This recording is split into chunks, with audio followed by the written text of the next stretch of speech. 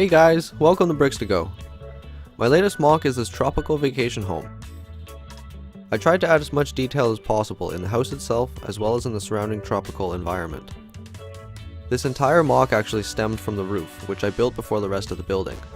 I just wanted to make a roof with a stone chimney in it, and I kind of got carried away from there. I used tan-colored bricks for the base of the building and light bluish-gray trim to mimic light stonework. I think it looks pretty good in contrast with the black roof. To top it all off, I used a bright green doorway to make the front of the building stand out. I also added dark brown telescope pieces as supports in front of the doorway so the house doesn't look quite so square. I'm not a huge fan of square buildings, so to make the build more visually appealing, I offset the house just slightly using a couple of jumper plates underneath.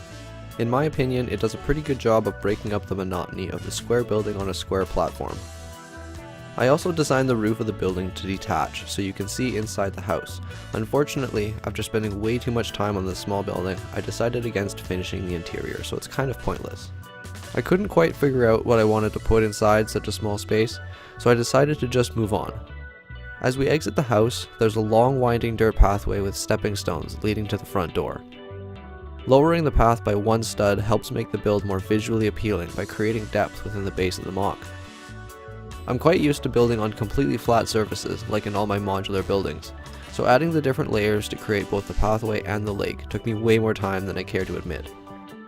In the end, it was definitely worth it, but hopefully it won't take me so long next time. To the right of the house is a small wooden pathway that leads to the lake. I added a large reclining patio chair and umbrella, which ties in nicely to the vacation theme of this MOC.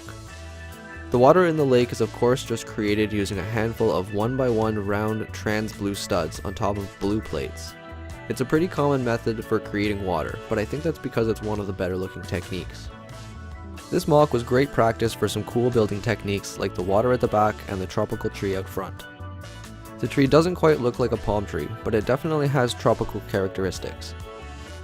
I created the curve by using a piece of Lego tubing inside a series of 1x1 round bricks.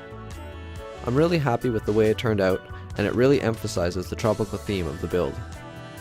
Along with the tree, there are plenty of other plants and flowers that bring the build to life. One of my favorite parts about building MOCs like this is adding the plants and final details to the build.